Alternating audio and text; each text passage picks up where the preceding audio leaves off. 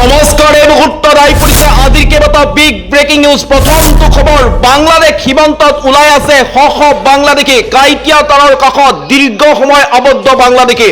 অবৈধভাৱে ভাৰতত প্ৰৱেশ কৰা বাংলাদেশীক বিএছএফে পুছবেক কৰাৰ পাছত উত্তপ্ত পৰিস্থিতিৰ সৃষ্টি হৈছে। বিএছএফ আৰু বাংলাদেশৰ সীমান্তৰক্ষী বাহিনীৰ মাজত তীব্ৰ তৰ্কযুদ্ধ হৈছে। ভাৰতত প্ৰৱেশ কৰা বাংলাদেশীক ঘূৰাই নলয় বাংলাদেশে। ভাৰত বাংলাদেশ সীমান্তত উত্তপ্ত পৰিস্থিতি সৃষ্টি হৈছে। ভাৰত বাংলাদেশ সীমান্তত উত্তপ্ত পৰিস্থিতিৰ দৃশ্য আমি আপোনালোকক দেখুৱাই আছো। পুছবেক কৰা বাংলাদেশীক ঘূৰাই নলয় বাংলাদেশে। এই মুহূৰ্তত আহি পৰিছে আন এটা বিগ ব্ৰেকিং নিউজ। পকত সেনাৰ ভয়ংকৰ হেলিকপ্টাৰ দুৰ্ঘটনাগ্ৰস্ত হৈছে। 21 জন সেনাৰ সৈতে কৰুণ ঘটনা। কাৰিকৰী বিজতিৰ বাবে জৰুৰী অৱতৰণৰ সময়তে দুৰ্ঘটনাত পতিত হৈছে বিমান। পাকিস্তান অধিকৃত কাশ্মীৰত পাক সেনাৰ সৈতে ভয়ংকৰ ঘটনা সংঘটিত হৈছে। আকাশ মাৰ্গতে হেলিকপ্টাৰ চাৰখাৰ হৈ 21 গৰাকীকৈ পাকিস্তান সেনাৰ মৃত্যু হৈছে। মুজফ্ফৰবাদত হাহাকাৰ পৰিস্থিতিৰ সৃষ্টি হৈছে। এই মুহূৰ্তত আহি পৰিছে এটা বিগ ব্ৰেকিং নিউজ। কংগ্ৰেছত বিলীন হ'ব টিএমচি। মমতা বেনাৰ্জীক বৃহৎ প্ৰস্তাৱ সোনিয়া গান্ধীৰ। মমতা বেনাৰ্জী কংগ্ৰেছৰ ৰাষ্ট্ৰীয় উপাধ্যক্ষ পদৰ প্ৰস্তাৱ। এবিপি নিউজে প্ৰকাশ কৰিছে এই তথ্য। কংগ্ৰেছত বিলীন হ'ব তৃণমূল কংগ্ৰেছ। দিল্লীত সোনিয়া গান্ধীৰ সৈতে বৈঠকত মমতা বেনাৰ্জী। ৰাহুল গান্ধী অভিষেক বেনাৰ্জীৰ 1.5 ঘণ্টা জোৰা আলোচনা। মমতা বেনাৰ্জীক কংগ্ৰেছৰ ৰাষ্ট্ৰীয় উপাধ্যক্ষৰ প্ৰস্তাৱ। অভিষেক বেনাৰ্জীক ৰাষ্ট্ৰীয় মহাসচিবৰ পদৰ প্ৰস্তাৱ।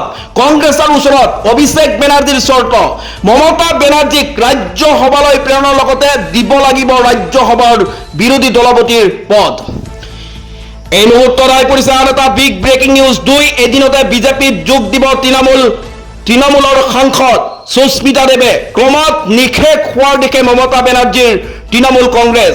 সুস্মিতা দেৱৰ লগতে বিজেপিত যোগ দিব শ শ নেতা কৰ্মীয়ে। এই মুহূৰ্তত আহি পৰিছে আন এটা গুৰুত্বপূৰ্ণ খবৰ। টিএমচি ত্যাগ কৰিলে সাংসদ চায়নী ঘোষে।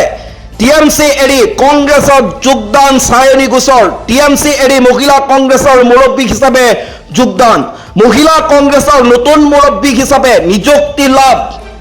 টিএমচিত কোনো ভৱিষ্যত নাই বুলি এই বিস্ফোৰক মন্তব্য কৰিছে চায়নী ঘোষে। এই মুহূৰ্তত আহি পৰিছে আন এটা বিগ ব্ৰেকিং নিউজ। মধ্যপ্ৰাচ্যৰ যুদ্ধক লৈ এক্স হেণ্ডেলত ডোনাল্ড ট্ৰাম্পৰ ঘোষণা। মধ্যপ্ৰাচ্যৰ যুদ্ধক লৈ এক্স হেণ্ডেলত ডোনাল্ড ট্ৰাম্পৰ ঘোষণা। মধ্যপ্ৰাচ্যত গুণ্ডাৰাজৰ অন্ত পৰিছে।